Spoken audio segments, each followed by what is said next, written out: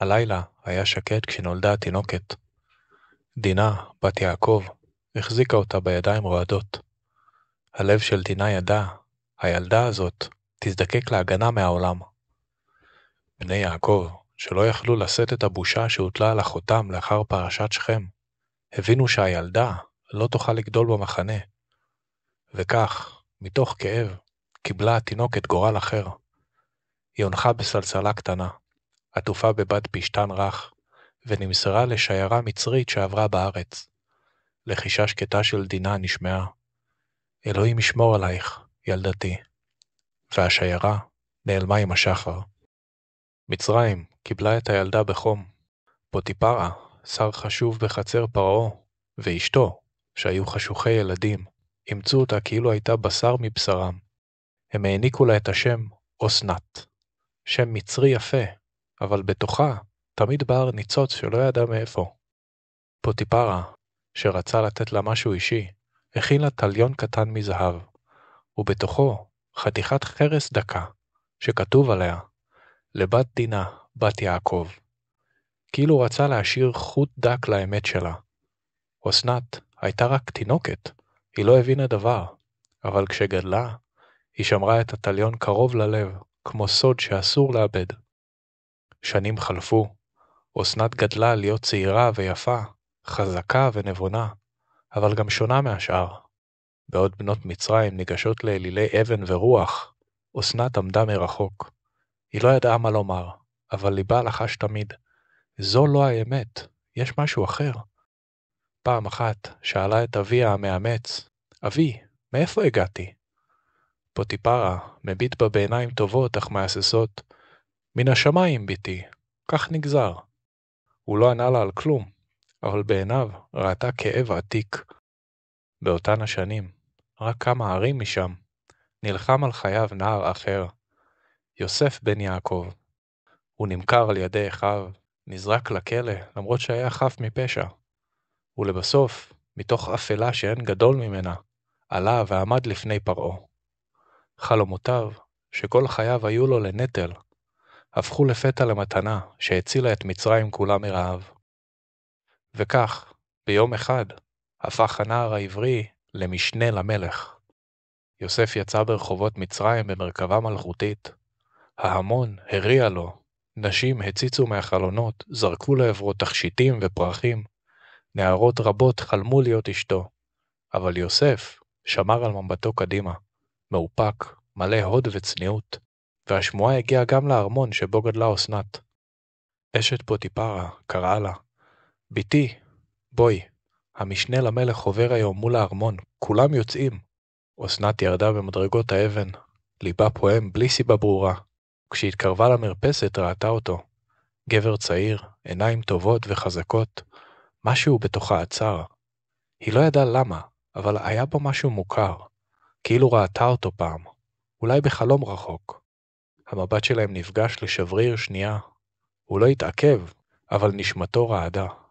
יוסף גם הרגיש משהו. הוא לא ידע מה, אבל אלוהים חיבר את חייהם בחוט דק של גורל.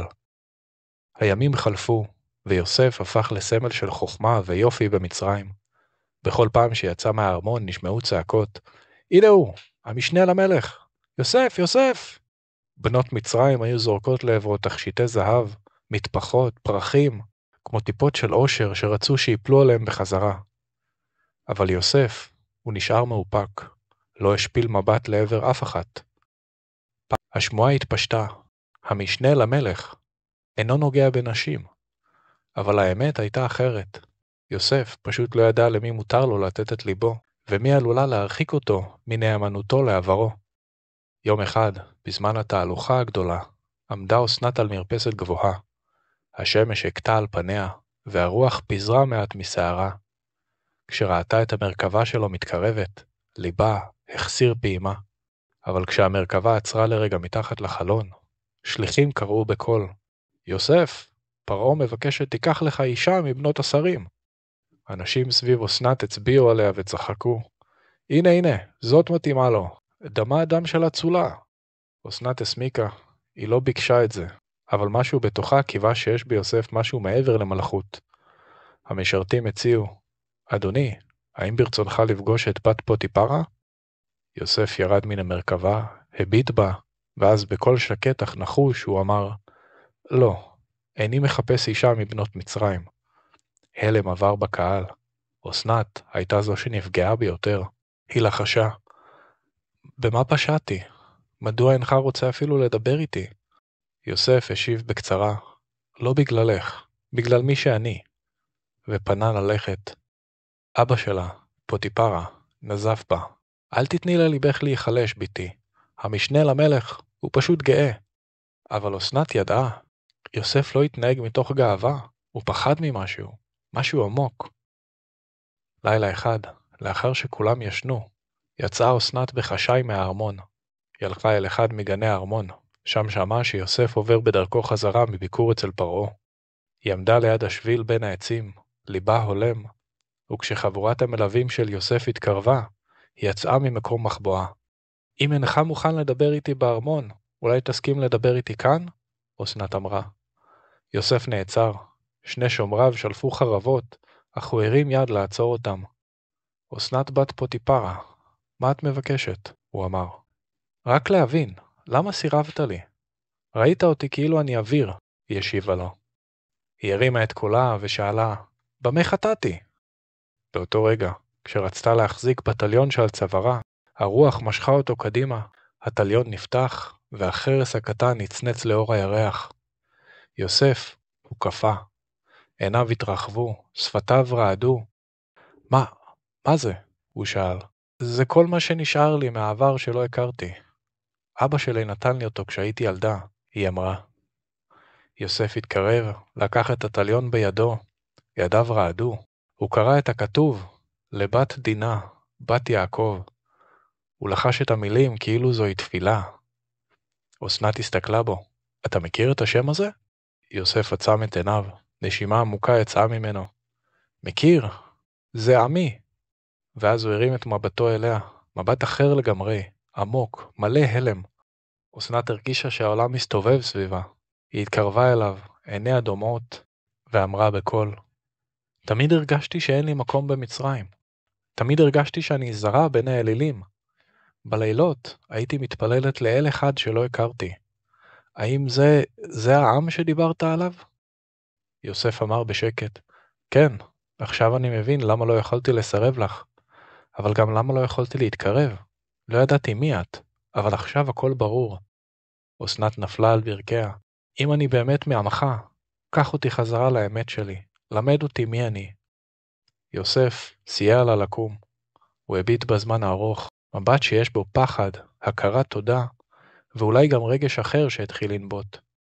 אסנת, את לא רק מעמי, את נס שנשמר בשבילי. שניהם עמדו שם, בין העצים, בלילה המצרי החם, יודעים שהסיפור שלהם רק מתחיל. מאותו לילה בגן הארמון, הכל השתנה. אסנת כבר לא הייתה רק נסיכה מצרית, ויוסף כבר לא ראה בה כזרה. וביום הנישואין, ארמון פוטיפרה הואר בנרות ובשמן ריחני. אסנת לבשה סמלה פשוטה, אבל יפהפייה, לבנה עם חוטים דקים של זהב. יוסף לבש גלימה מלכותית, אך מתחתיה לבוש עברי צנוע, זכר למשפחתו. טקס הנישואים היה מלא רוך, לא רעש גדול, לא קריאות, רק מילים פשוטות ואמיתיות. אני שלך, ואני שלך. לפעמים, האהבה מחכה מעבר לאופק, מעבר לפצע, מעבר למקום שבו נולדנו, והיא מגיעה ברגע המדויק, כשהלב מוכן לפגוש את גורלו.